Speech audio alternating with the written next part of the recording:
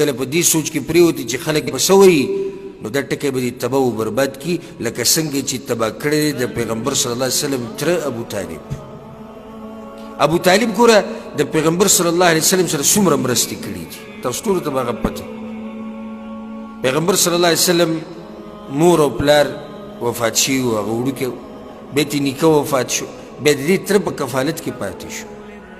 دې تره د پیغمبر صلی الله علیه وسلم سره ښه ډېرې منډې والي ښه ډېرې او چې کله ورته ډېر واره دعوت ورکو د توحید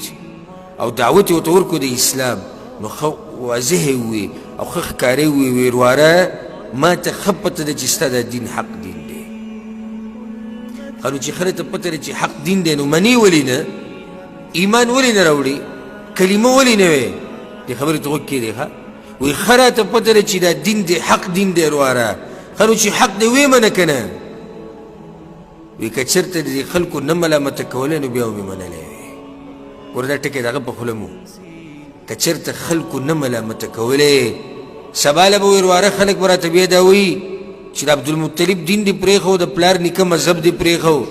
لاړې د چوکاټ نه واوړېدې او لاړې د قوم نه ووتې لاړې د مکې د خلکو عادات او رسمونه او رواجونه دې پرېښودو نو وی ورواره د دې د لاسه یې نشم منلی مړ شو ابوطالب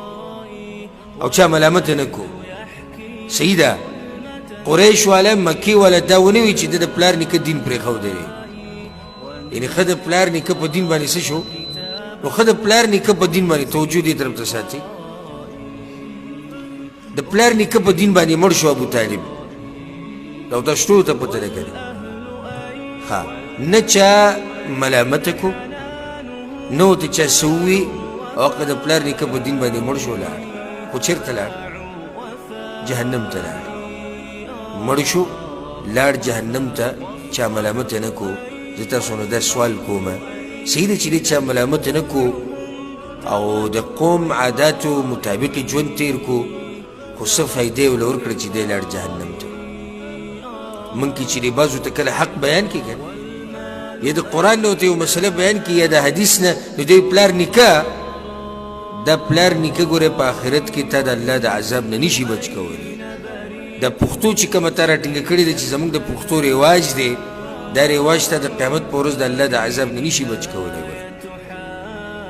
ته چې وایي زموږ ملک والی نه کوي قوم یې نه کوي او خلک راپورې خاندي به او خلک به راته وایي چې لاړې بېغیرته شوې او لاړې داسې شوې او دغه شوې نو دا خبرې ته د قیامت په ورځ د الله د عذاب نه بچ کوي ګورې پښتو چې کوم ځای کې د شریعت برابري رسم و رواج چې کله د شریعت برابري او خلاف نه عمل پې کوو موږ ته نه منع کوو خو چې کوم ځای کې خبره د شریعت سره ټکراو خوري نو بیا به خبره پرېږدي او په څه به عمل کوې بیا په شریعت باندې عمل کوې نو اولنۍ لار